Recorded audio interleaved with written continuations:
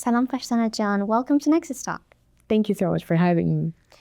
So I'm really glad to be speaking with you today because, and to meet you for the very first time. You're one of the most influential leaders in girls' education, especially since the fall of Afghanistan. You're the founder of Learn Afghanistan and the author of Last to Eat, Last to Learn. I just want to say I read your book and it was beautifully written. It was intense, it was real, but it was also funny, which I really appreciated, like talking about deep and really important issues.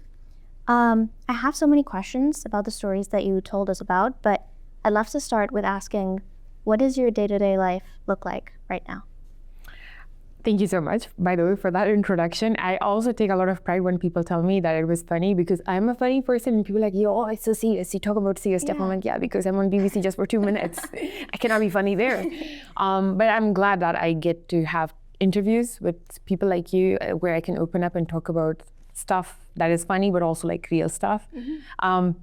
So my day-to-day life right now is I wake up, I pray, I go about my day. I do have slow mornings these days because I was diagnosed with PCOS a few years ago, which, I really don't want to get my cortisol up in the morning. So I'm like, I need to have a slow morning. Very mindful, very, very, very wide morning. So I think very slow mornings. I at least take 2 hours with like just myself. I meditate.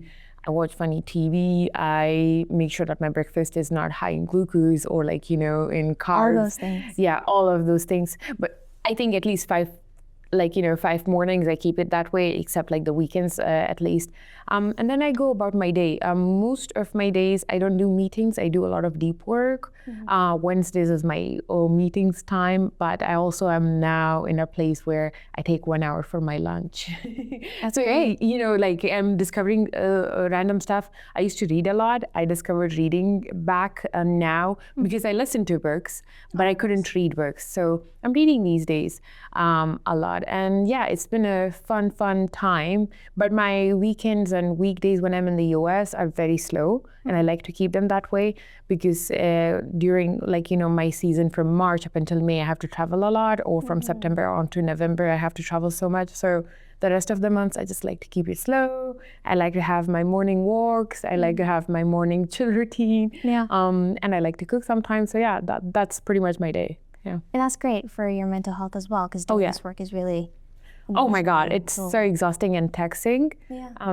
I still cry about things. Which is real. Yeah, which is very real. Yeah. But at the same time, I feel like I have to give myself that grace that this work is taxing.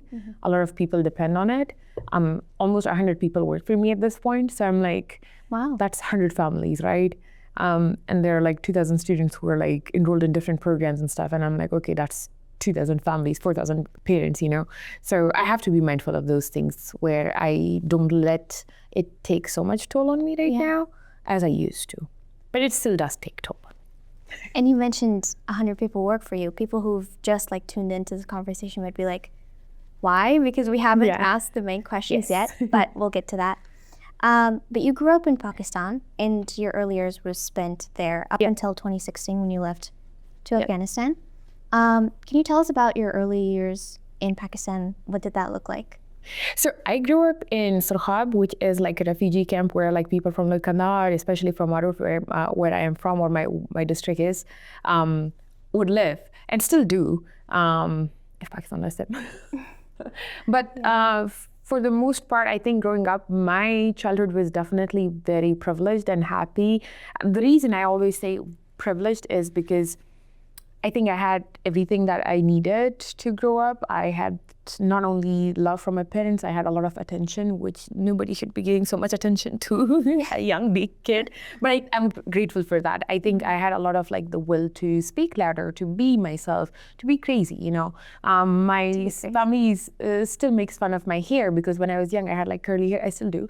But like, whenever my mom would brush it, it would they just wouldn't go flat, and then everybody would make fun of like, ha ha, look at her. It's like an afro. Yeah.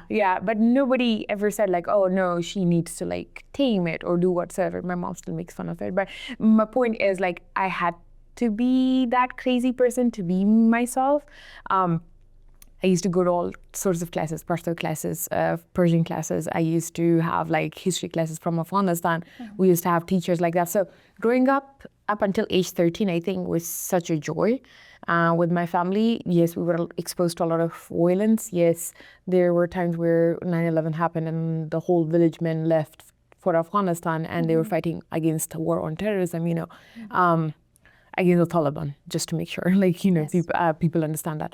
And a lot of people died in that. We lost a lot of people in that. But at the same time, I feel like it was a joy to grow up in that community, in that family. And I had a lot of support. I didn't have a lot of people who were questioning my choices or my dad's choices or the way he treated me or raised me, but joyful. I did have a lot of high school bullying when we moved to the city. City. Yeah, so we grew up in Surkhab, a refugee camp, and then we moved to the Quetta city. Oh my God, was I bullied? Yeah. And I think that was where I realized, oh my God, we're in a different country. Because when you're in a refugee camp, you basically are in your own country in a way. You're so tiny. Yeah, it's tiny. You're not exposed to so much. You are with your own people. Nobody discriminates against you for being different or for being from a different background. So I didn't realize that I was in a different part of the world. And then we go to high school, and then I remember my teachers would make fun of Afghanistan as this poor country, or people like refugees or Afghans being terrorists and stuff like that. And I think that would just set me off and trigger me in such weird ways. And then I remember in my high school, I didn't necessarily have the best time for multiple reasons. But yeah, I think that traumatized me into a level where I was like, you know what, I need to move to Afghanistan. I cannot do this anymore.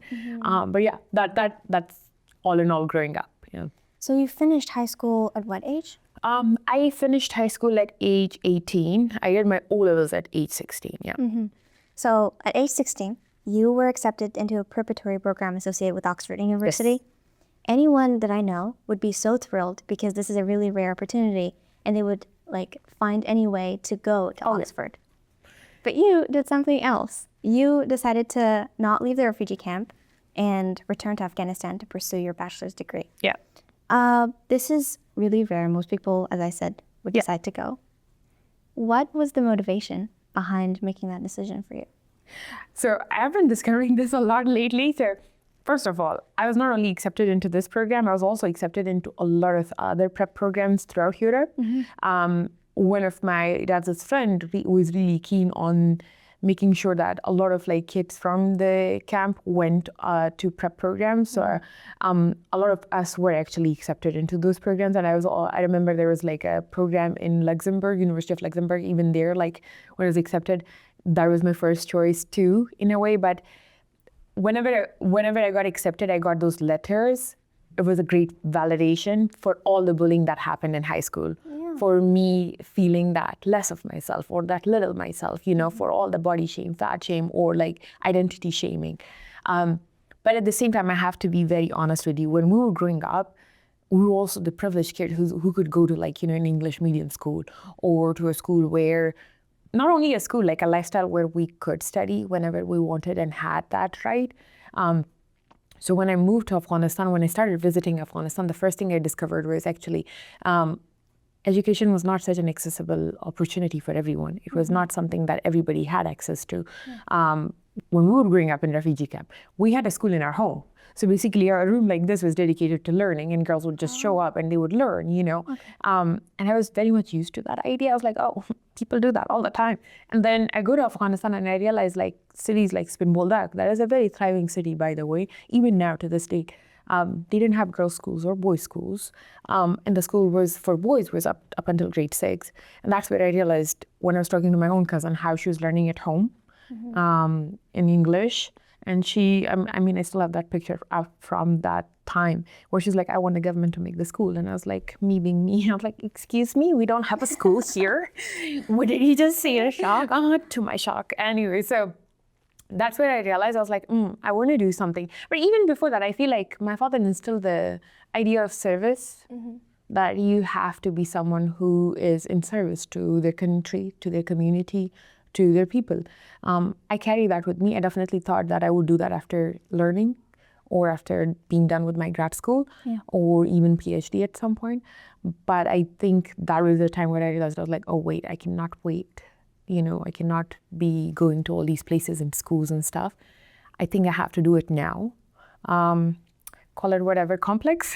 I made that choice. I don't think so. I mean, there is part of me where like, oh, I need to see this, but not from a place of where I was like, I really wanted Mazara to be saved.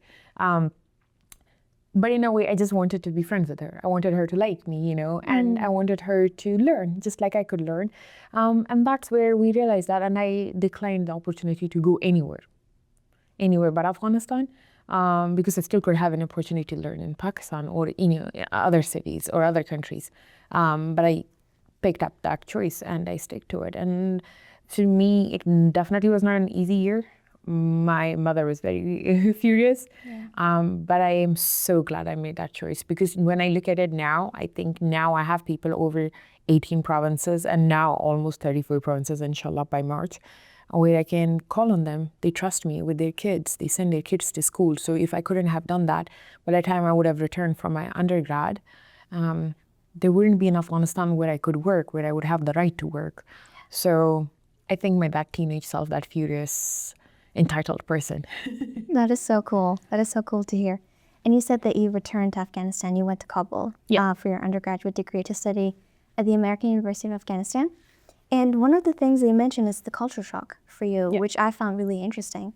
And learning Dari was really difficult. So I just wanted to ask, I don't want to get this wrong, but Taso Singa Zdakra Pailkra Austashi Staso Saraderam Rasta Okra.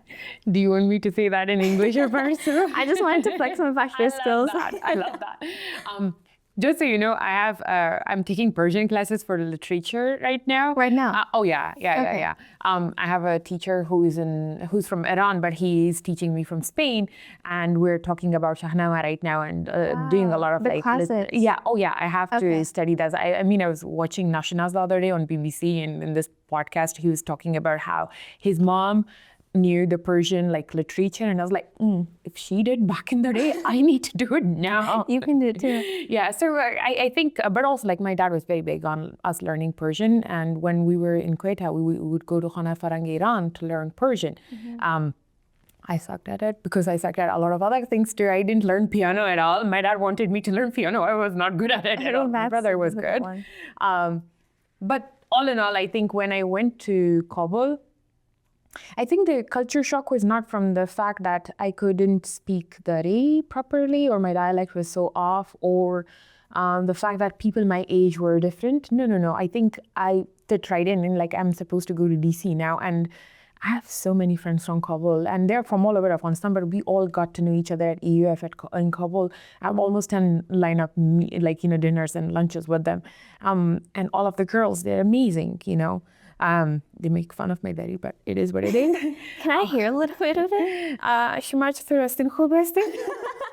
it's great. Yeah, it's great. The funny part about that. The Kandari comes out. Trust me. Okay.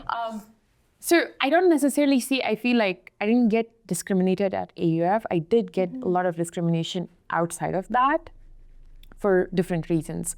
I remember I would be in these big policy meetings for my work, and they would be like, oh, but you guys are from the South. You don't educate girls. You just marry them off at age 14 and 15. And sure, that happens in Afghanistan, but it doesn't only apply to the South. Or I would remember when I would tell people that I grew up in Pakistan, they were like, oh, you're a spy. And I was like, yes, a 16-year-old is a spy. You did it. You unlocked that. Good for you. The stereotypes. Yeah, and that happens, I feel like a lot of Afghans who grew up in Iran and Pakistan, they're labeled right off of a hand, oh, you're a spy. Yes, Ahmad. Pashtana is a spy at 16. She's so smart. She started at 5. Yeah, she's a sleeper agent. So I think I found that very interesting. Very interesting. But yeah, that was the bullying, I couldn't take it in a way because I was like, okay, this is my country. I'm not supposed to be bullied here, But then they're like, no, you can be, and we will. But other than that, what kind of city was Kabul for you? Because I think this was your very first time going. Yeah. And you're like, this is my country, and it's my first time seeing it. What was your first impression? I'm going to be honest. I feel like I used to post about Kabul so much. I remember my friend Maria from Pakistan, and she texted me one day. She was like, I'm so happy you found your happy place in Afghanistan. And that says a lot, because I think since then I have not been so happy. That time in my life, Kabul, Kandahar, I think just made me happy, although there's a lot of issues. I went through a lot of different substantial circumstances which affected me a lot. I still carry that through my PTSD with me in many ways. But I was happy. Kabul was a beautiful place. Kabul gave me friends that I still lean in on. Kabul gave me a best friend. Kabul gave me education. Kabul gave me simple cafe where I would go and eat Napoleon cake. Kabul gave me one of this place where we would go. It was in Kati Char, and we would have Osh there in the middle of evenings from AUF. Kabul gave me a lot of good memories, and these are memories that I'm always going to carry with myself. I get to be that privileged person. Back in the day, people would be like, back in the day, Kabul was like this. I can now tell people Kabul gave me that kind of freedom, even though there is a lot of happening around me, but within me, I became this very much independent Pashtana, which I couldn't have been if I was in Quetta or if I was somewhere else, because Kabul gave me that space to grow, to talk to a taxiwan and ask him take me to Sharana or Darul Aman in Farsi, So I think that gave me a lot of growth, but Kabul gave me a lot of love too. So yeah, Kabul was a gorgeous city, and still is. Hopefully, yeah. So you've been named Malala Fund's Youngest Education Champion. You've been the Global Citizen Award 2023 and the Women's Excellence Award at the World Economic Forum, and so many other awards that if I were to list them, we would end the podcast right there. These are all for your work with Learn. Can you tell us about Learn and when it started for people who don't know? So as I said, Learn always started out of spite, all these negative emotions, I carry them with me all the time. I'm very big on those. As a Kamaru woman, I think I carry them with me through and through. My grandmother was like that. And she was a baddie, so carrying her through me. So Learn started because my cousin couldn't go to school, and when we got her enrolled into a public school in the city and the whole family had to move, that's where I realized that she's not the only person who is suffering. All the kids from rural tribal regions or returning kids didn't have the same sort of knowledge level where they could just enroll in a school. And even if they did, I think they went through a lot of trauma to be there. And the kids that were in school didn't get necessarily access to all the learning opportunities that were out there. So that's where Learn started. And I got a lot of support from my parents, from my dad mostly, and my mom came around at some point. So that's how Learn started. When Learn started, we were working with almost 18 public schools in Kandahar only because that's what I knew and that's what I thought was happening. And we were working mainly with girls and boys in the teenage era, and also primary age, where we were just just talking to them. Okay, if you go to school, what else do you need to stay here? I remember I would walk into schools where they would have computers but no teachers for computer. They would have teachers for computer, no computers. They would have computers and no internet. They wouldn't have electricity. And there were a lot of other schools that were very well equipped, clean running water, or even places where they would give out pads and stuff. But there was a lot of difference, I remember when I went to Dund to advocate for girls' education, I was meeting with the community. The district of Dund is very rich. Dund? And Dund, yeah, it's in Kandahar. And it has almost all kinds of fruit and vegetables, and it's Harua's agriculture capital in Kandahar. Very great water, by the way. I can go on and on about that. But my point is, a very substantial, economically stable space, right, or a district. Guess what they don't have? A high school. Wow. And why don't they have a high school? Because the government was too corrupt, because there is a ghost school. There were ghost teachers registered in the name of Dund School. Wow. But there was never a high school. And each district is entitled to a high school, at least under the, the laws or the strategic plan back in the day, before 2021. And I remember talking to this person all I told him was like, oh, we're from the same tribe. And he was like, oh, I can give you this land for free. You can build a school. Ask the government to build a school. And that's where I realized, okay, I was like, okay, the community doesn't necessarily not want to send their kids to school, girls or boys. There's a government that never came around to building one, you know. So that's where I think Learn was much more important as a vision to ensure, okay, maybe I'm not rich enough to build schools, but I definitely am knowledgeable enough to carry the opportunities, the tools that are all around the world to ensure that kids can access knowledge anyways, you know, access learning anyways. And that's how Learn came into being. We work with public schools, we work with teachers, we train thousands of teachers and students. I used to do them myself, most of the time I had a team with me that would work with me and still does. So that's how Learn came into being, and that's what Learn was. Transitioning in post-2021 was, okay, now the need has completely shifted. Yes, the boys are out of school, but they still have the right to go to school. And because there's no more war, and please don't, let's not ignore the fact that there is still bombing happening in Afghanistan. There's still insecurity happening in Afghanistan. But the war that was happening before 2021 was on a different scale. Yeah. So boys could still go to school. Boys also had the right to travel from home without a chaperone. Boys could still pursue their endeavors. Whereas the girls now don't have right to school beyond grade 6. So we had to transition into, okay, what is the need right now? And we need to cater to that. And that's where we started with Kandahar in October 2021 when I was still in Afghanistan. And we called on people, and I didn't even realize that people were going to come. Because who's going to come, I remember at that time the Taliban went to a bank and asked girls to go home, who were accountants, by the way, and cashiers. And they were like, send your brothers to this work. Okay, Sherlock. After 4 years of university? Yes. No. Not even that. Just send your brother to do your accounting job for you.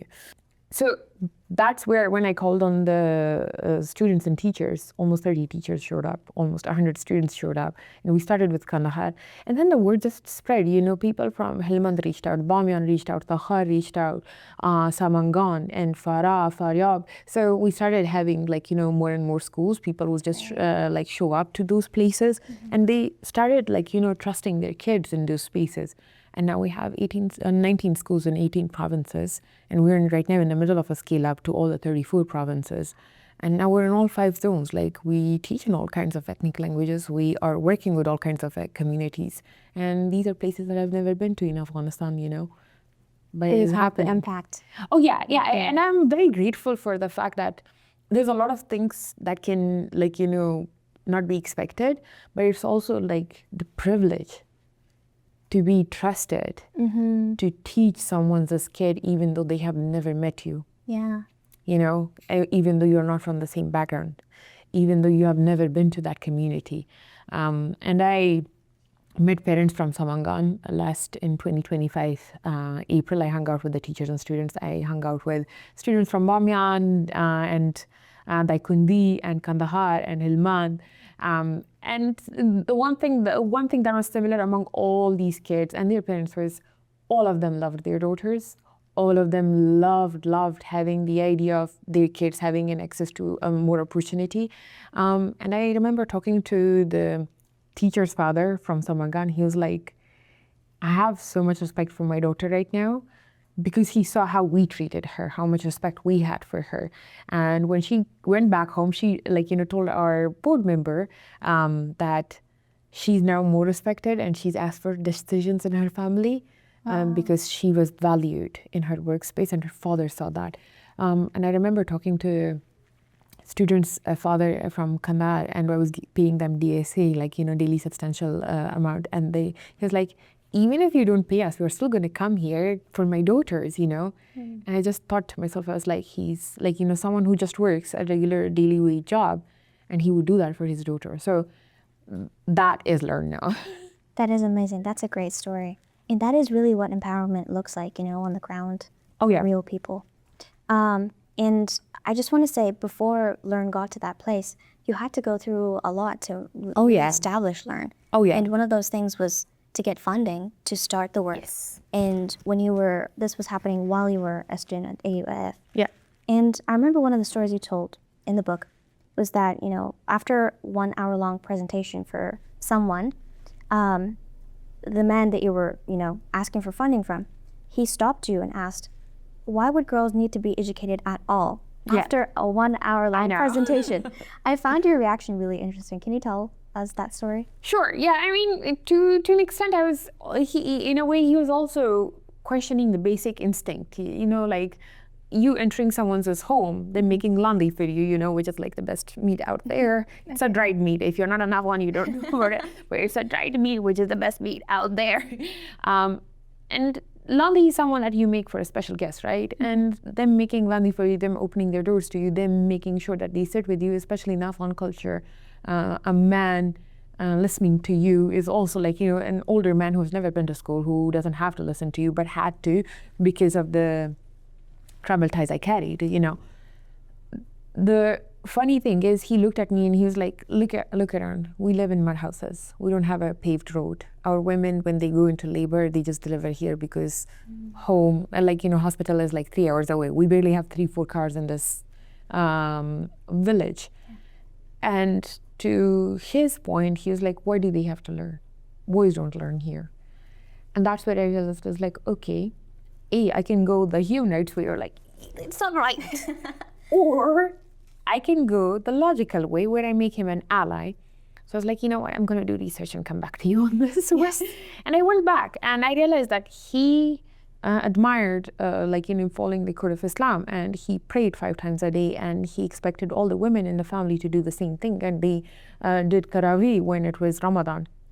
That's where I realized, I was like, you know what? I came back to him and I was like, listen, when God said men and women have to pray, he didn't say, when God said Muslims have to pray, he didn't discriminate in gender, right? And I learned this from my cousin. I stole it from Baki, by the way. Thanks for giving the credit. I'm giving him credit now. He taught me this. But Baki was telling me something. He's like, your work is very interesting. You should tell people this. If they question you a lot, like, God didn't discriminate when it came to praying. Why are you discriminating against learning, I was like, stealing this, using it forever. So I went back to him and I was like, listen, when God said read, he didn't discriminate. He didn't say girls should read or boys should read, this age should read, this people from this geography should read. He just said read. When God said pray, he didn't say this age, this specification. He just said pray. Then who are we as humans deciding who doesn't need to study this subject and who needs to study this subject, who gets to be in this grade, who doesn't get to be in this grade? And all in all, last but not the least, your women also still die in child delivery. And this is me sitting with you after a week of crying and telling you that my sister-in-law passed away because she gave birth, and post that she died, she passed away. So this is something that my family's impacted by.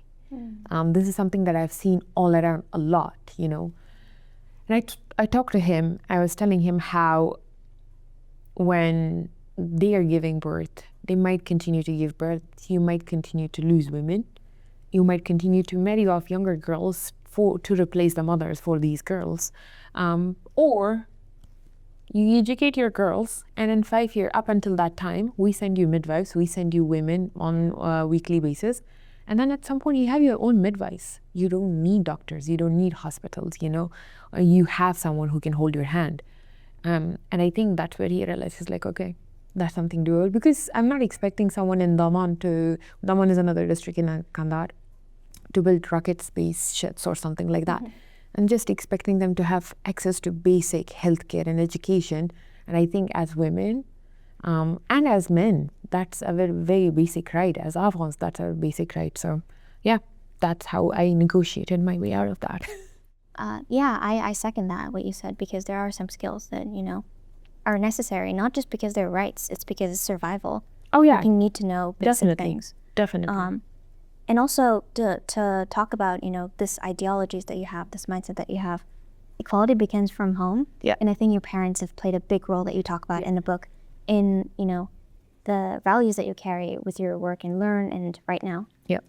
we can talk about your father and your mom. Which one do you want to go with first? I think I'm going to go with my mom first. Okay, perfect. So I have that. You write, debate clubs have nothing on a Pashtun mother hurling chaplaks at you whenever you get the answer wrong. Chaplaks significantly improve your critical thinking abilities. First of all, can you define what chaplak is and what this quote means in the context of the book? Has anybody seen a slipper, the air flying slippers? Just for the people who don't know Farsi. Slippers. Basic slippers. And also, like, yes, I know we now live in the Western world. Maybe some of your audience comes from a place where there is like the good parenting is not laying hands on their Gentle kids. parenting. Gentle parenting. My mother doesn't have that concept. She, at some point, my father was like, years had passed by and my sister snitched on my mom and she's like, you know, he used to beat us up when you were not home and when you were in Bulldog. My father didn't know. Oh. My dad is like, Shizzy, and he goes and he asks her, he's like, why did you beat kids up? And my mom is like, looks at him and she's cooking and she's like, see how good they turned out. Oh, okay. Different parenting styles. Mother, do you think we're good? Thanks. But all in all, yeah, that's that was my mom's approach. I also don't judge her now. Back in the day, I think it has traumatized me in a way that I can never undo. Because my mom was married off as a teenager. She had me when she was 18. She went through her own like life, and it's very hard to see your parent as a human. Sometimes. It's very hard. You have to look hard. Yeah. And then sometimes they are humans.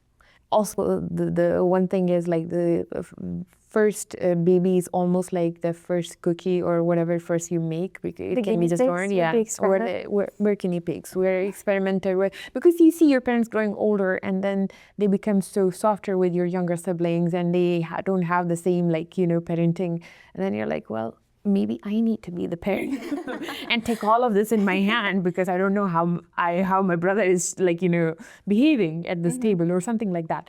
But all in all, I think my mom, I remember when I was in grade 3, she was utuing, like ironing clothes for my dad. And she's like talking to him. She's like, if you don't get a position, like a first, second, or third position in your class, that's not going to be good. Not like what is the consequence or what is going to happen. She's like, that's not going to be good. And in my head, that's the only voice I carried for the rest of the month. I was like, okay, she's not going to allow me to exist in this house.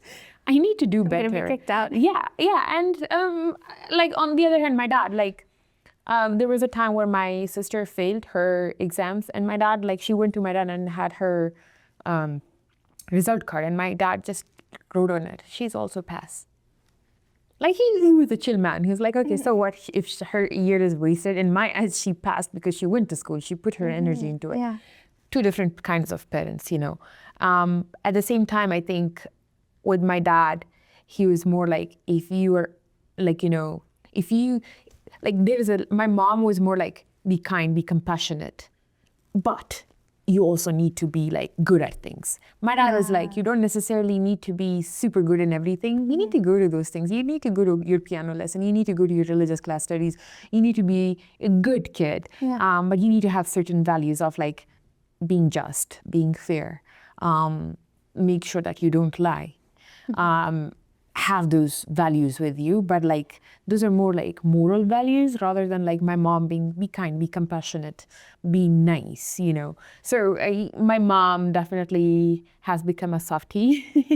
I make fun of her. I'm like, it looks like I'm raising a teenager now at this point because she's like, well, I did this. And I'm like, okay, mother.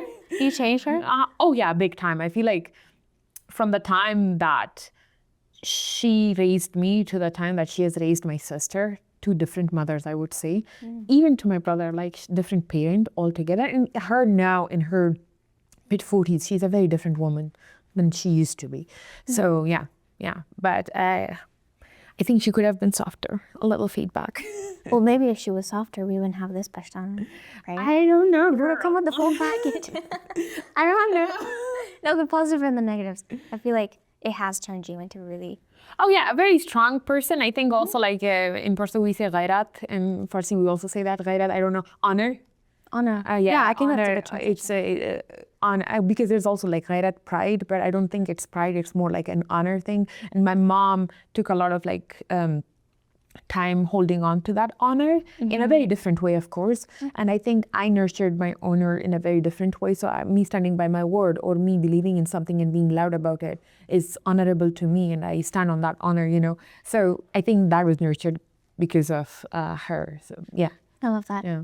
Now let's talk about your father. Yes. I know that you talk about him a lot, and he's been a great, role model for you, and he's had a big impact on your journey. What do you say would be one of his habits, or one thing that he told you, a memory that you remember that has really impacted or has had the most impact on your journey? I always used to think that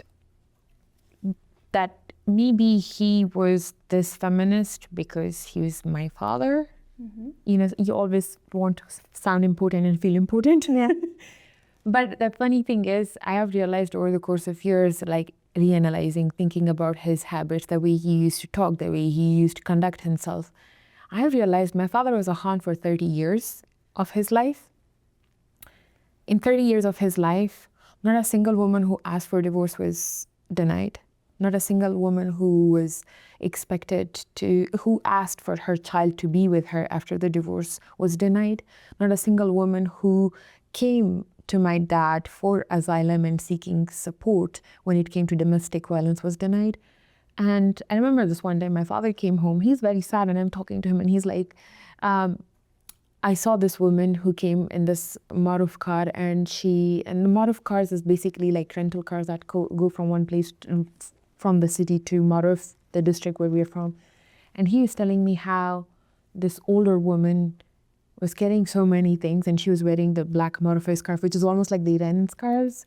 And he was like, I really wanted to help her, but I also felt so inappropriate to help her because she was a woman in in public. And he was like, well, she would carry her scarf and she would fix it, and then she would carry the thing. Oh. And I was like, okay, whatever, dude. I took it and I was like, okay, he's very sensitive. And then I moved on with my life. But now I think about that conversation a lot. I'm like, to be able to feel that for someone in public that doesn't affect you in any way has to have someone has to have a very kind heart, And that's leadership, Very much leadership. I think in many ways he didn't feel sad. He just felt like maybe there was part of him that really wanted to help, but just couldn't. Or there's also part of him that also wanted the world to be a better place for that woman. So in my head, I'm like, okay, yes.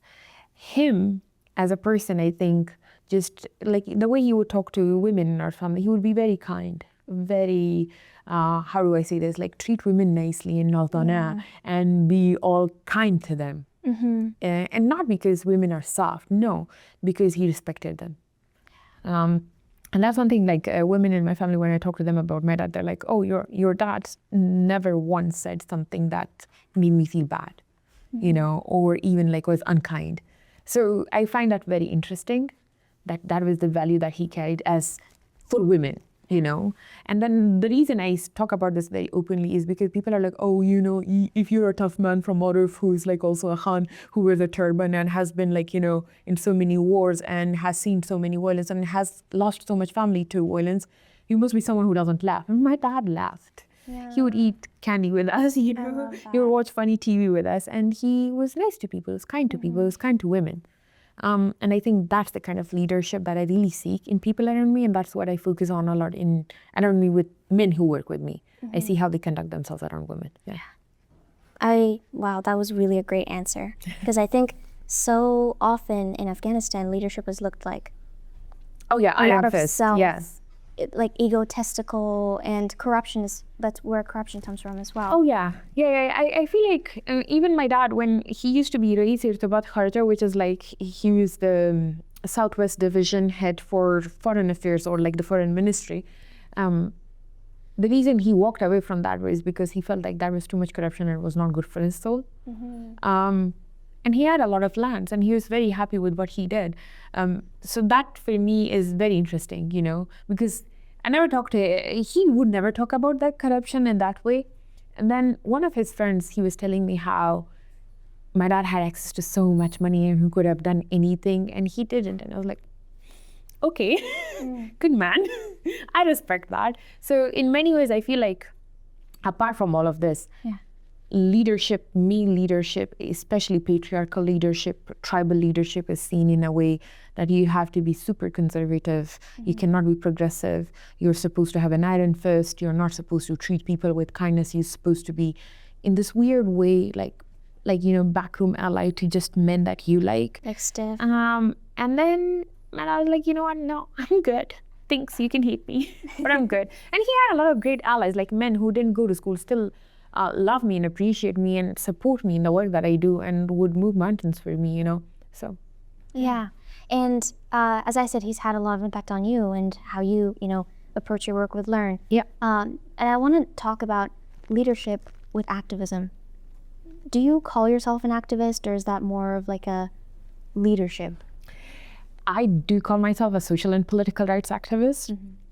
Political rights because I believe that it's a political right under a constitution for a woman to right to choose to work, learn, earn in a country that she's from.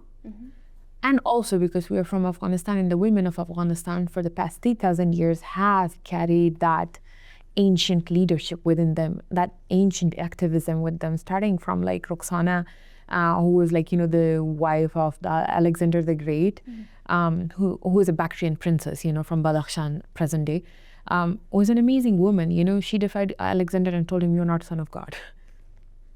That's an Afghan woman for you. Two, Zarghuna, who, used to take care of lands when Ahmad Shah Baba was not around. Two, Gauhar Shah Begum, who, created the Herat Citadel. Two, Rabia Balkhi, who had her poetry. Her ending was very much like present-day Afghan women's ending. But in a way, she lived through her learning, So for me, and to Malala, Malala Maywandi, who fought the British, and she was like, you know what, I can be a teenager and still fight you. Almost teenage ninja mutant, but back in the day sort of thing. Why am I talking about all these women? I think I carry all of that. I come from that. We both come from that. And for both of us, we don't have to be necessarily an activist, but I do like to call myself an activist because, and now I think I'm graduating into becoming a humanitarian. I don't look at my work now more out of spite or hate. I don't necessarily see this now, the Taliban banned school, so I'm doing this. I do it now because I'm like, you know what? There are not enough schools in Afghanistan, and if I can do my part, I'm going to do it. It's hard. Yeah. It's taxing, but I'm going to do it. And there are a lot of other women who are going to do this, and I'm so happy that they do this.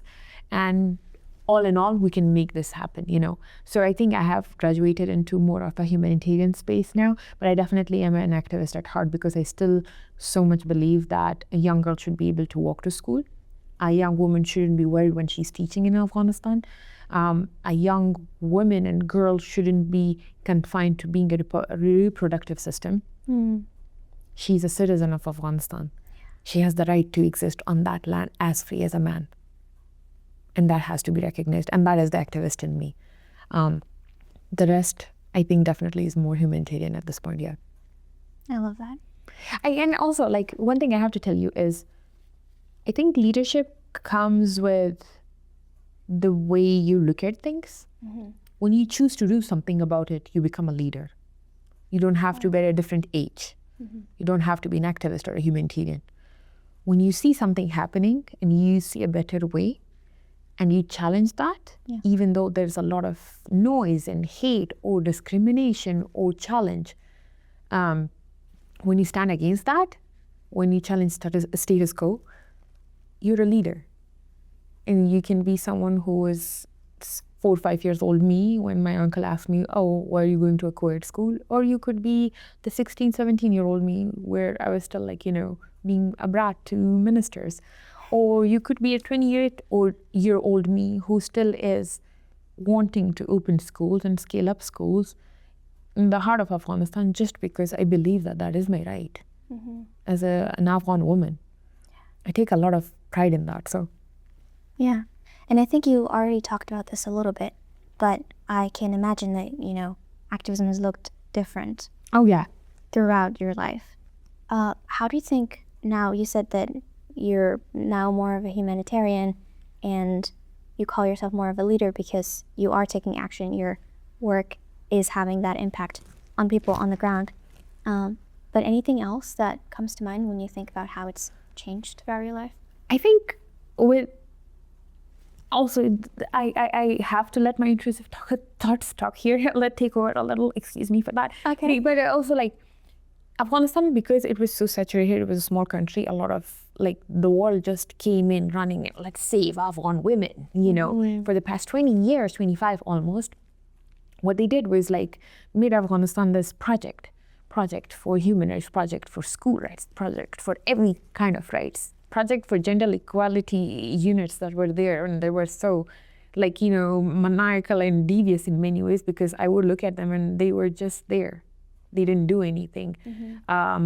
So for me, I think a lot of words, activism as a word was abused in Afghanistan, because every woman and girl who did something was put on a pedestal, whereas I see my activism in a way, and I'm not hating on anyone, good for them if they did this. I have a lot of respect. Being a woman, being able to pull something in Afghanistan, in your community, good for you. Yeah. Me, as myself, when I look at it, I feel like foreigners made it a humanitarian industry where everything became a project. Projects come to an end. Activism lives through it. And it has to be genuine. It has to come through people. That's why when I tell the story of the man who was offering his land, he was not impacted by any project. I was not funded at all. The only thing we had in common was we believed in something and we wanted to do something about it. So for me, activism has to be genuine. It has to be something that you and people around you believe in, or it has to be something that you genuinely think is crucial to your community, to your country, to the foundation of your identity. Whereas Afghanistan definitely was a humanitarian project for a lot of big NGOs and NGOs. It was a place where you could just cash in your activism. Whereas but I do think activism definitely has transitioned into multiple ways now, and my activism has transitioned into a place where I think I don't necessarily am the loudest anymore. I take my time. I'm very patient with things. And my patience has grown, I think. So my activism is now more about how many times can I sit with a student without crying? How many times can I work with a parent? How many times can I work with a community? How many times can I work with communities when the funding is cut, you know, where I am requesting them to teach for another 3 months without salary? I think that's my activism now. And my activism is like me fighting with NGOs right now. I'm like, well, I'm doing this and you better support it, or I'm going to go against you and call your thing a hoax, a phony. So I think that is now my activism in a way. But also my activism is now hating on the supreme leader of the parliament. So transitions. Yeah. Time to time. So it's had a lot of growth and challenges and everything for you. Growth, challenges, has become more patience. Like, I am becoming more of a patient activist. I think more kind. Yeah. And one doesn't have to say that, but I think I have also become very humble. I'm also not hating on people anymore, which is a big growth for me. Big growth. I can second that. From reading your book, I can second that. Because, oh my God, what a hater. That book is like me just hating on people left and I'm like, you. It's a must read though. It's a must read. It's a lot of hate. Excuse me. It was also when I was a teenager-ish. But now I think when I look at things, when somebody's even doing something wrong, I'm like, well, they're at least trying. They're doing it. You know, it's hard. So let them do it. I celebrate that for them. So I think I've definitely now graduated into that. I mean, that's the transition from being a teenager into an adult. And that's where you are. I know, but also like, wow, what a hater. That's a good marketing for the book. Yeah, if you want to know the hater me, please read the book. If you want to know the kinder me, just talk to me now. Yes. So, Pashtana Jan, speaking of the international support in the 20 years that Afghanistan was kind of in the phase of the temporary peace that was there, the international community is kind of supported in ways that we are grateful for, but it didn't help prevent what happened in 2021. What do you think international communities can do right now to help Afghan girls? I think the one question and the one ask I have is like, A, you didn't think of innovative ways for education back in the day. Now Afghanistan is one of the countries that has the most innovative space, by the way, just so you know, post-conflict innovative space and approach towards education. Afghanistan is a place where you have offline apps right now working. You literally have AI-enabled learning spaces. You have people experimenting with in-person and offline and synchronous and asynchronous kind of learning. Last but not the least, I was reading about this one model where people are literally delivering homework to kids in homes, you know. So my point is, now is the time where necessity has pushed us into a place of innovation. Maybe now is the time to sustain it. Now is the time to think beyond, okay, projects, and stop thinking of Afghan education as a 2, 3 year, 5 year, 10 year project. It has to be a lifeline. It has to be a generation that cannot be lost. And that's where I think I definitely call on international communities to, international countries, communities, spaces that fund, support, to sustain their, funding and investment towards Afghanistan. I don't necessarily like to call it funding anymore. I think it's investment, because you're not only ensuring that the country or the people of Afghanistan are able to function on their own right now in this flight or fight sort of mode, but they're also able to thrive at some point when the Taliban are not empowered or women are recognized as the first-class citizens in Afghanistan, you know. That's where you still need young girls like Nila or someone else. You know, I have like 2,000 students, 2,500 students. My country director is going to be so much. He's like, why are you dismissing 500 girls? You will have all these girls from all these communities coming up to you and telling you, hey, by the way, I am a leader in my community. And that's one of my theories behind it. It's like, there's this documentary called Daughters of Destiny on Netflix, and it talks about, and it follows a younger, young kids from like, you know, lower caste communities in India. And then they are educated up until the age of 25, you know, and this one kid has to then help 100 kids. Or impact 100 people in their life.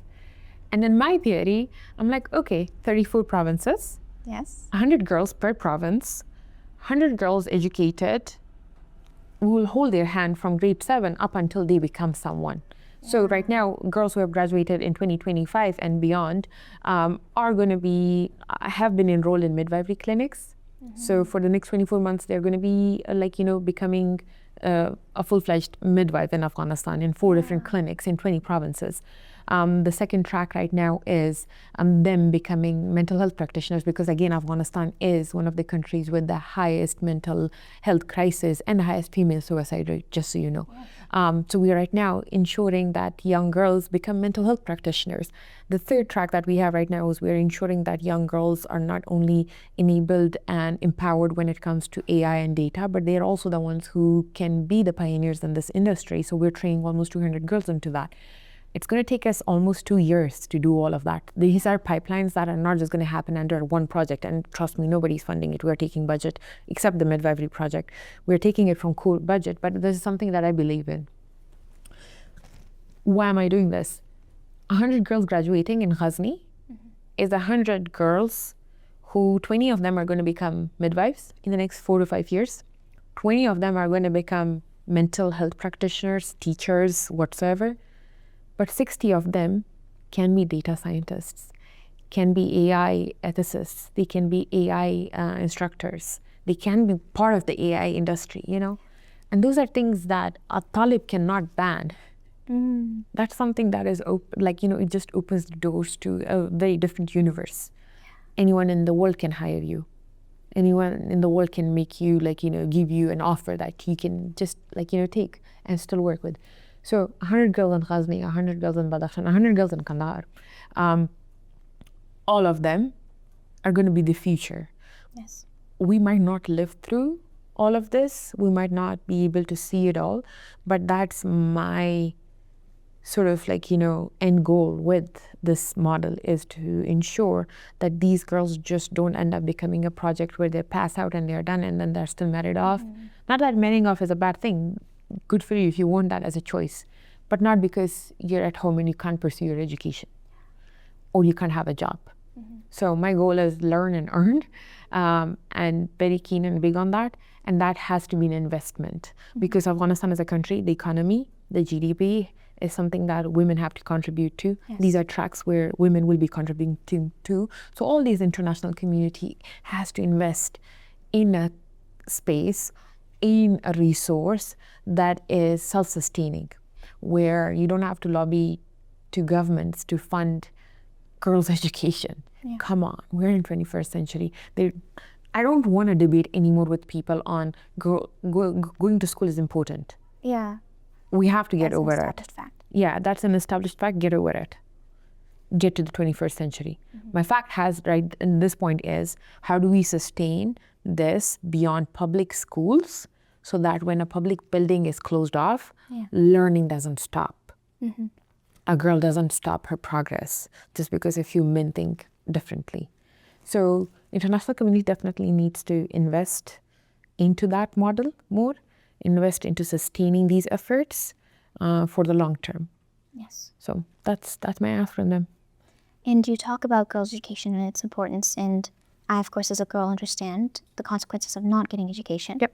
But right now, what we see is that there's so much focus on girls' education that we are kind of not talking enough about the fact that boys are getting educated, but we don't know how. What is the curriculum? What do you think about that?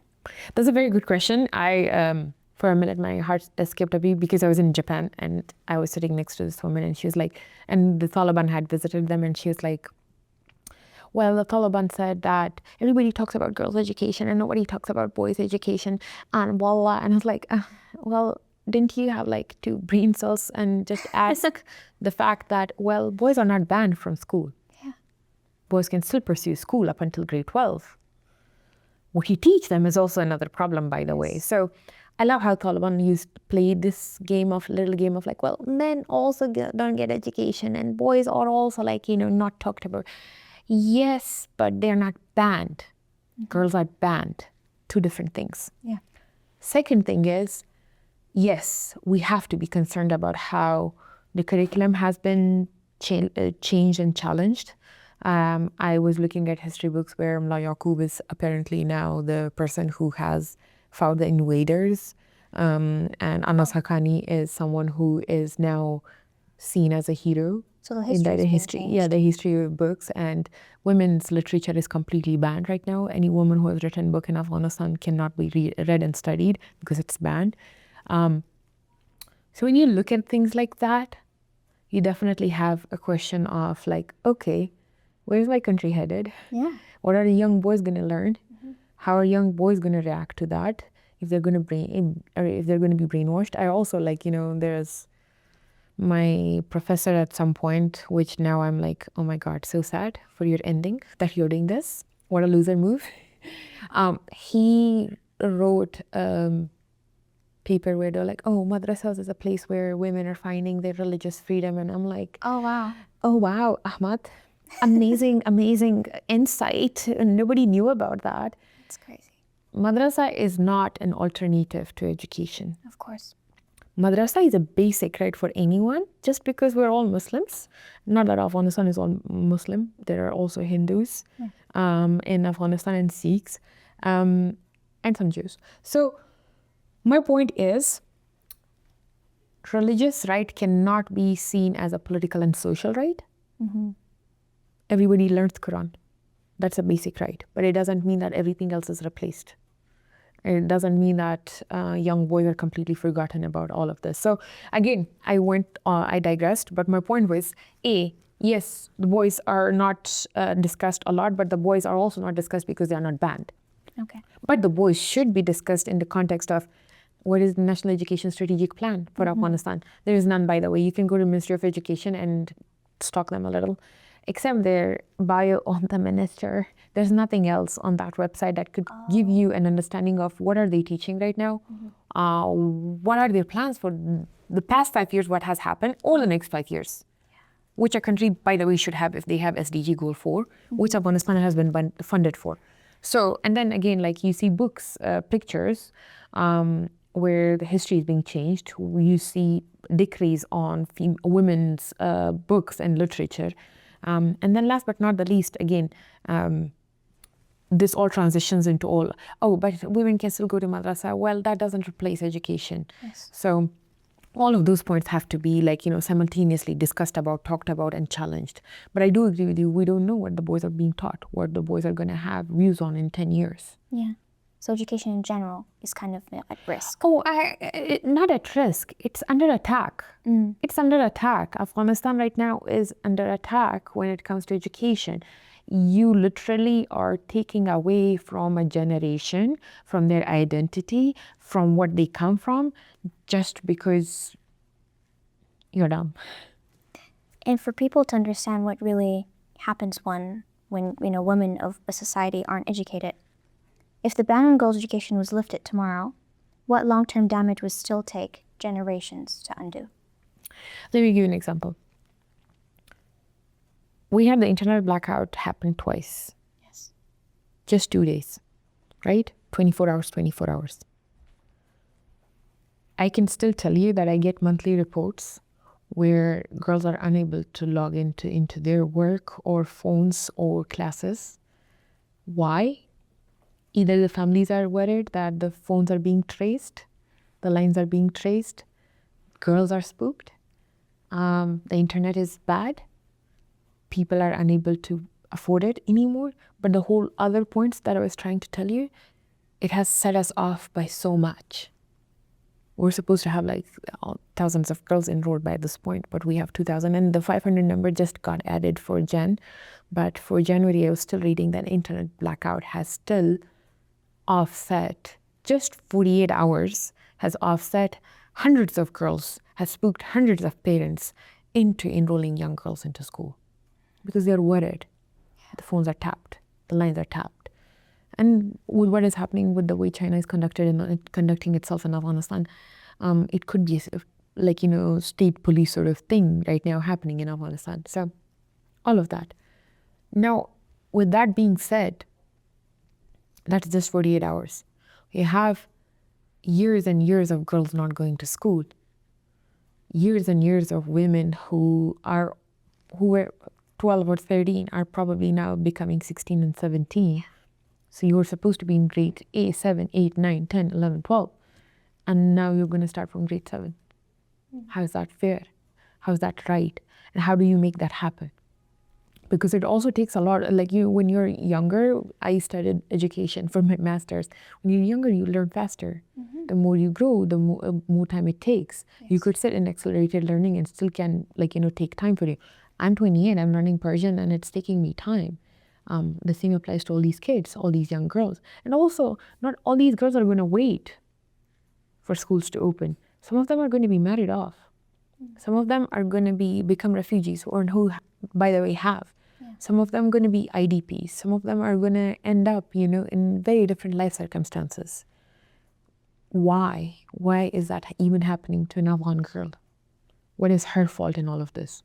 So I think the example of the internet is just like one example. Imagine all these different ways where, what a waste of young generation, And on a more positive note, what's next for Pashtana? Ooh. I think we are right now in the middle of a launch for a tech startup, where the tracks that I was just talking about, we're going to be employing girls from Afghanistan into prenatal, postnatal health care, into mental health spaces, but also into AI. So biggest goal for Pashtana right now is to launch LearnisTan and employ as many as Afghan students and young girls as possible. That's amazing. And then apart from that, on a personal note, I think just taking my time with learning, but also at the same time, just looking at things, I think, more calmly. you know, I think I don't want to say positively or negatively. I think those are emotions that are just going to be inside of me. And I have to just sit with that anger, sit with that happiness, but be more patient with myself, I think. Yeah. That's nice for me.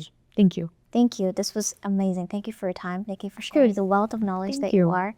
I've had so much fun, and I learned so much from you in this conversation. Thank you. I hope that our audience as well have enjoyed this episode. And if you've been with us until this part of this episode, go get yourself a copy of Last to Eat, Last to Learn. You don't want to miss out on this one.